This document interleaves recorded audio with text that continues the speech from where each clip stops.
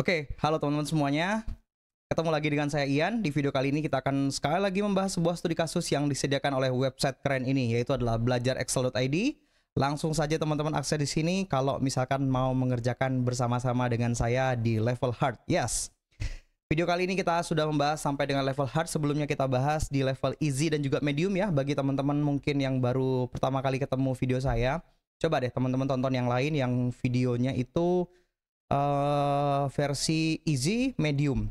Jadi kalau misalnya teman-teman masih pemula, saran saya mulai aja dari yang easy terlebih dahulu, baru naik ke medium, baru kita mulai sama-sama di hard. Videonya tersedia banyak banget ya teman-teman. Ada yang video vertikal, ada yang video horizontal juga ada yang versi live. Teman-teman silahkan cari di playlistnya sudah saya buat.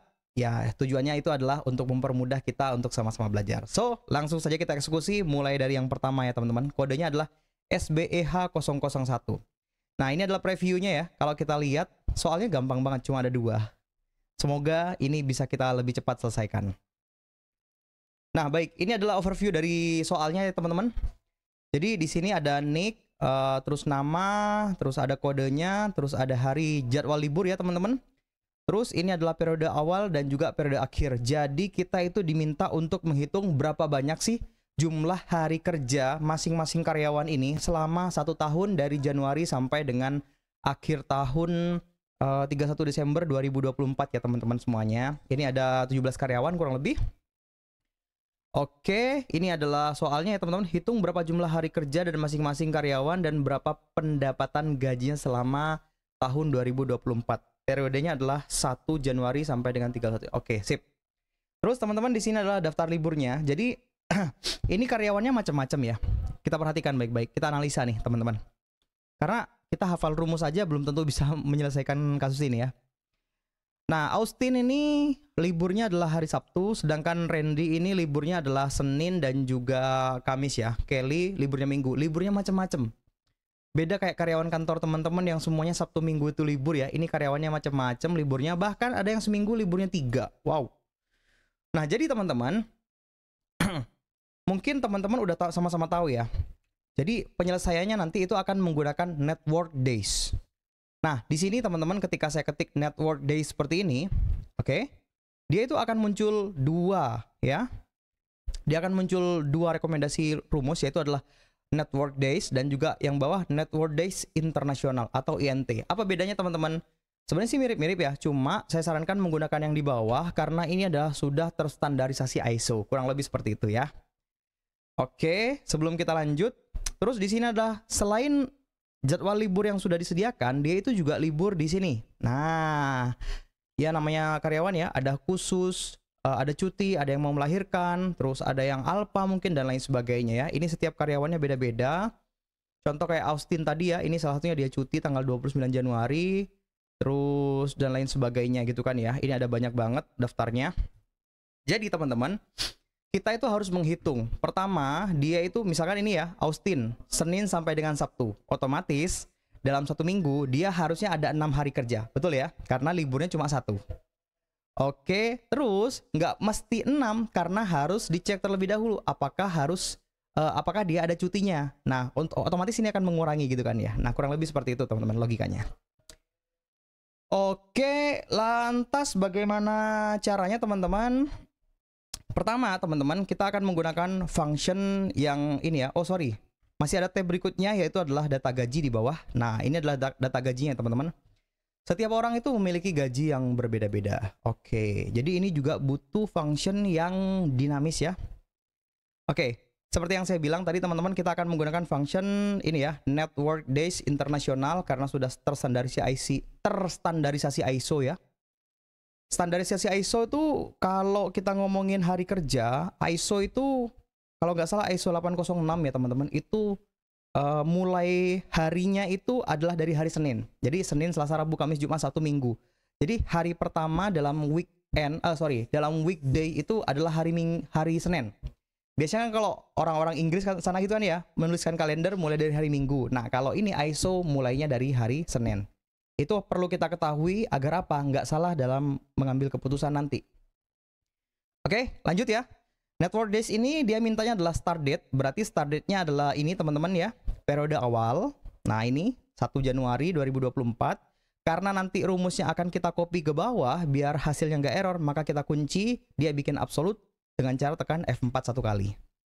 Otomatis dia itu nggak akan bergerak kemana-mana kecuali hanya tetap berada di G4.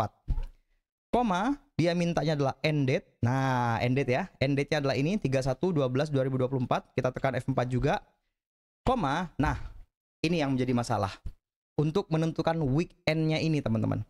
Sedangkan weekend yang tersedia di sini itu adalah ini ya, kode 1 sampai dengan kode 17. Oke, mungkin untuk Austi ini kasusnya adalah libur Sabtu aja. Tinggal kita cari aja Sabtu only, Friday only ya. Friday only ya. Saturday only.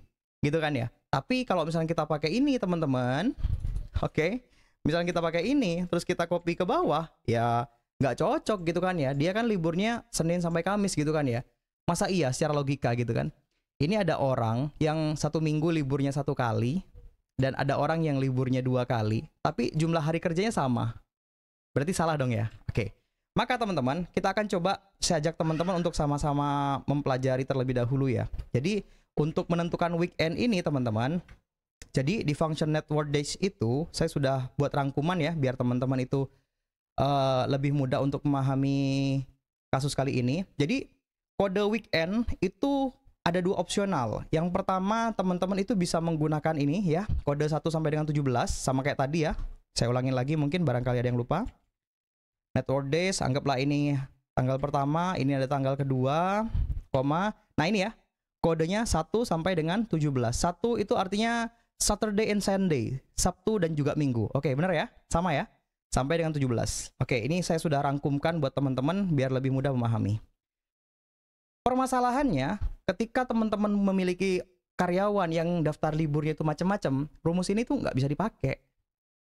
Ya, kode ini nggak bisa dipakai. Saya kasih warna merah ya. Aduh, nanti yang nonton nggak enak. Orange saja ya. Saya kasih warna orange, ini nggak bisa dipakai. Maka gunakan solusi yang kedua, yaitu adalah bisa juga teman-teman masukkan kode biner. Nah, apa sih kode biner itu teman-teman semuanya? Jadi kalau ini kan teman-teman taunya angka desimal gitu kan ya. Kalau ini adalah namanya angka biner. Kalau teman-teman cari di Google ataupun tanya ChatGPT, ya asal muasal dari sistem canggih saat ini itu semua isinya penyimpanannya itu menggunakan kode biner ini 11101010. Jadi kode biner itu hanya menggunakan 2 bahasa itu ya, 1 dan juga 0 teman-teman. Nah, jadi prinsip seperti ini, kode biner ini kalau misalkan kita pakai gitu kan ya, karena jumlah hari itu ada 7, maka kita bisa mewakili dengan angka 7 gitu kan ya. Sorry, angka biner sebanyak 7. Coba kita hitung ya ini. 1, 2, 3, 4, 5, 6, 7. Ah, 7 ya. Cara menghitungnya adalah, kalau ini ya, saya sudah tulis, kalau 0 itu berarti dia itu libur. Sedangkan kalau 1 artinya dia hari kerja. Contoh kayak gini nih, kalau kebalik nih kayaknya nih. Kebalik nih ya. Kalau 0 ini artinya hari kerja dan 1 ini baru liburnya, hari libur. Saya kebalik. Oke, standar ISO. Terus teman-teman, untuk menentukan, misalkan ini gitu kan ya. Kan tadi saya udah sampaikan bahwasanya standar ISO hari kerja itu dimulai dari hari Senin. Nah, ini karena liburnya hari Minggu, otomatis cara bacanya kayak gini. Karena Senin ini 0, berarti dia Senin kerja, Selasa kerja, Rabu kerja, Kamis kerja, Jumat, Sabtu juga kerja, dan hari Minggunya karena ada 1, di sanalah dia itu libur. Oke ya? Baik. Nah, lantas bagaimana caranya untuk menjadikan ini kan 0001. Di sini tidak ada petunjuknya gitu kan ya. Kode 0001 kayak gitu nggak ada. Adanya cuma ini doang, 002, terus ini juga 001. Nah, ini mungkin valid ya. Saya kasih tanda hijau. Ini mungkin valid untuk kita jadikan langsung ke rumus di sini. Tapi yang lain ini kan nggak bisa valid gitu kan ya. Maka teman-teman bisa menggunakan function bantuan, yaitu adalah ini kan angka ini ya teman-teman, angka desimal. Nah, kita akan jadikan angka biner. Ada function itu namanya adalah dash to bin. Itu singkatan ya, desimal to biner. Oke ya. Setelah itu teman-teman arahkan ke kodenya, koma, lalu place-nya itu dia nanya, teman-teman mau dijadikan berapa angka? Saya giniin dulu aja ya. Kalau misalnya teman-teman kayak gini, maka otomatis dia akan jadi 10. Tapi kalau misalnya teman-teman karena kode binernya itu diminta adalah sebanyak 7 ya untuk menunjukkan hari libur dan juga hari kerja, maka teman-teman masukkan 7. Oke, maka jadinya seperti ini. 000010. Oke ya. Seperti itu. Jadi ketika ini kita copy ke bawah, teman-teman, kita paste. Nah, ini ya, cara bacanya kayak tadi ya. 1 berarti Senin libur. Bener ya? Senin libur. Kerja, Selasa, Rabu, Kemis libur lagi gitu kan ya. Ini Minggu berarti satunya paling akhir. Nah, ini teman-teman, Sabtu dan Senin. Nah, Seninnya libur satu ini ya, dan Sabtunya di sini. Nah, ini teman-teman, Sabtu Minggu berarti kan sama ya, Senin, Selasa, Rabu, Kamis, Jumat, Sabtu, Minggu libur. Kayak gitu ya teman-teman. Nah, mungkin teman-teman bertanya-tanya, gimana caranya sih kok bisa dari 72 berubah menjadi 1001000 gitu kan ya. Teman-teman, jadi kurang lebih operasinya kalau teman-teman mau memahami logikanya tuh kurang lebih kayak gini teman-teman. Oke ya. Nih, misalkan ini adalah 64. Saya perbesar aja ya, biar teman-teman paham. Oke, sorry. Nah, ketesan dikit kali ya. Oke, misalnya 64 nih teman-teman. Angka biner itu terbentuk dari kayak gini. 64 dibagi 2 sama dengan 32. Ada sisanya nggak? Nggak ada, 0 gitu kan ya. Maka tulis di sini 0. Karena ini sifatnya otomatis, maka saya pakai rumus ini ya. Ini pembagian. Teman-teman bisa lihat di atas ini, pakai function pembagian seperti ini. Dan ini saya pakai function mod untuk menentukan sisanya. Sisa berapa sih gitu kan ya. Lalu berikutnya teman-teman, itu dibagi 2 terus sampai ke bawah sampai dia habis, maka ketemulah angka binernya berapa. Oke. Berikutnya, ini adalah 32 teman-teman. 32 dibagi 2 sama dengan 16, maka ada sisanya nggak? 0. 16 bagi 2 sama dengan 8, ada sisanya nggak? Nggak ada. 8 bagi 2 sama dengan 4, ada sisanya nggak? Nggak ada. 4 bagi 2 sama dengan 0, ada sisanya nggak? Nggak ada, maka sama dengan 0. 2 bagi 2 sama dengan 1, ada sisanya nggak? Ada. 1 bagi 2 sama dengan 0,5 gitu kan ya. Ada sisanya nggak? Ada. Minus 1 teman-teman semuanya. Ya nggak sih? Kalau pembulatan, cuma angka biner tuh nggak mengenal angka minus, jadi otomatis dia dijadikan angka yang positif kembali. Maka teman-teman, angka binernya adalah dimulai dari bawah ke atas. Berarti berapa nih? 1, 0, 0, 0, 0, 0, 0. Kurang lebih seperti itu ya. Nah, kita cek 64 apakah sama ya? Di sini 64 mana ya? Ada nggak ya? Nah, ini Senin nih. Berarti 1, 0, 0, 0, 0. Betul ya? Sekarang kita coba yang 72 aja ya. Kita ganti menjadi angka 72. Atau kalau teman-teman mau coba deh hitung sendiri ya, menggunakan Excel atau teman-teman pakai kertas boleh ya. Berapa tadi? 72 ya. Oke. 72 karena ini 1,125 ya, dibagi terus ke bawah ya kurang lebih mirip-mirip lah teman-teman semuanya ya. Nah, ini teman-teman nggak perlu dibulatin. Nah, ini hasilnya. 1101100, kurang lebih seperti itu ya. Kita cek 72. Nah, sama ya teman-teman semuanya ya. Oke, semoga untuk mudah dipahami. Baik, karena ini udah betul, udah jadi teman-teman, maka function yang ini tinggal kita copy di sini dan kita paste untuk menjadi pengganti 17 tadi. Karena tadi 17 kita isi sebagai bentuk menentukan hari liburnya yang Austin saja. Sekarang kita akan buat agar ini functionnya bisa dipakai untuk Austin, Randy, dan seterusnya ke bawah. Kita paste aja sehingga rumusnya itu mengikuti jadwal libur yang sudah ditentukan. Kalau sudah teman-teman tekan enter. Oke, apakah sudah betul? Nah, paling tidak ini udah berbeda gitu kan ya. Ini 314, ini 261. Logisnya masuk gitu kan ya. Yang ini cuma libur 1 hari, yang ini libur 2 hari, harusnya lebih sedikit. Tapi ingat teman-teman, dia itu masih ada daftar libur. Nah, ini ya teman-teman semuanya ya. Masih punya daftar libur. Maka teman-teman, ini ya, function network days internasional ini, teman-teman masih bisa ditambahkan ini, holiday. Nah, kita tambahkan holiday-nya, caranya ngambil dari daftar libur ini. Kira-kira kita menggunakan function apa teman-teman? Kita akan menggunakan function filter ya. Jadi maksudnya apa? Kita akan ambil daftar hari liburnya dari orang-orang ini. Oke? Kita blok ini tanggal-tanggal di mana mereka itu libur, tekan F4, koma, nah include-nya adalah ini. NIK F4 sama dengan NIK yang ada di soal, yaitu yang paling atas ya. Kalau sudah tutup kurung dan enter. Nah, Karena ini formatnya angka teman-teman, saya ganti menjadi short date. Nah ini teman-teman semuanya ya. Ini tadi punyanya siapa ini? ID 001 ya. Coba ini saya filter teman-teman. Saya filter di sini. Coba kita filter ya. Benar nggak? ID 001 liburnya ada 3. 1, 2, 3. 29, 25, 12. Oke. 29, 25, 12. Betul ya teman-teman?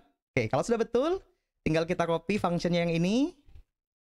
Setelah itu, teman-teman tinggal tambahkan lagi aja di rumus yang di sebelah sini. Lalu teman-teman tekan koma, dia minta holidays ya. Holidays-nya teman-teman paste aja menggunakan function filter yang tadi ya. Oh sorry, filternya ini karena tadi ngambilnya dari sana, jadinya nggak bisa ya teman-teman. Teman-teman bisa langsung di sini aja, filter, terus ke daftar libur, ini F4, koma, terus kita ke arah NIK-nya. NIK F4 sama dengan NIK yang di sini. Oke, kalau sudah teman-teman tutup kurung dan enter. Jadi ya. Setelah itu teman-teman duplicate. Saya perkecil dulu. Nah, karena ini udah jadi, maka ini nggak dibutuhkan. Lalu yang di sini pun juga yang tadi ini nggak dibutuhkan karena sudah kita copy ya. Setelah itu teman-teman semuanya, moment of truth, kita cek jawaban kita benar nggak ya. Oke, cek jawaban, kita tulis nama kita SBEH001. Terus di sini kita cek jawaban.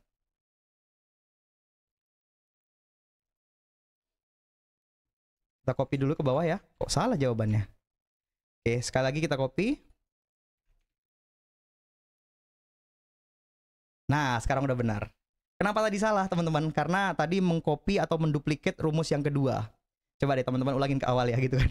Yang tadi itu salah karena dia mengcopy ke nomor yang nomor 2. Tadi kan ketika saya tarik ke bawah itu saya duplikat gitu kan ya. Ternyata duplikatnya ke sini, makanya saya perbaikin duplikat dari atas.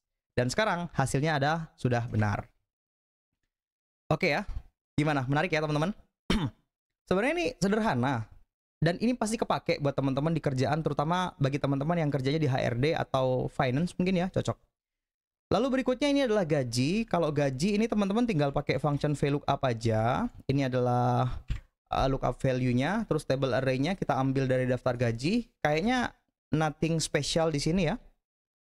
F4, terus tabelnya nomor 3 yang akan kita ambil, 0 dan tutup kurung, enter. Oke. Austin gajinya 100.000. Austin gajinya 100.000. Oke, bener ya. Kalau sudah teman-teman jangan lupa gaji itu harus dikali dengan jumlah hari kerja. Jumlah hari kerjanya di sini ya, yang tadi sudah kita garap. Kalau sudah teman-teman tekan enter dan copy ke bawah. Boleh duplikat seperti ini. Yes, sekarang kita cek ya. Semoga jawaban kita ini apakah sudah benar atau tidak. Harusnya sih sudah benar ya, karena tidak ada yang perlu diragukan dari rumus VLOOKUP. Oke, sampai di sini sudah benar teman-teman. Artinya apa? Skill kita sudah sampai di level hard nih teman-teman. Jangan lupa teman-teman download portofolionya. Bukan download ya teman-teman. Bisa mengklaim portofolionya. Karena ini kan menarik ya untuk menunjukkan bahwasanya teman-teman itu memang betul-betul menguasai di function ini gitu kan ya. Saya juga sudah membuat ya teman-teman. Kalau teman-teman pengen buat, ini tinggal diklaim profile aja. Nah, kita cek sama-sama portofolio saya ya teman-teman. Portofolio saya itu sudah di level ini ya, sudah sampai di level ekstrim sudah saya kerjakan. Kalau level championship ini kayaknya saya nggak mau kerjakan deh. Kenapa? Karena ketika saya nonton videonya itu, teman-teman coba deh kalau misalkan teman-teman suka sama Excel, sekali-kali nonton Excel World Championship. Di situ kita merasa bahwasanya kita itu skillnya belum ada apa-apanya ya. Oke, baik kalau begitu. Terima kasih banyak teman-teman semuanya sudah menonton. Semoga video kali ini bermanfaat buat kita semuanya. Kalau misalnya ada masukan, ada pertanyaan, teman-teman silahkan komentar di bawah. Lalu kalau misalkan teman-teman ada sebuah studi kasus dalam pekerjaan ataupun tugas kampus yang perlu kita selesaikan sama-sama, jangan lupa teman-teman upload saja di link Google Drive ya, di deskripsi sudah saya sampaikan, sudah saya taruh di sana ya. Lalu kalau misalkan ada kesempatan, kita akan kerjakan bersama-sama. Baik. Kalau begitu, akhir kata, terima kasih banyak teman-teman. Salam bisa Excel.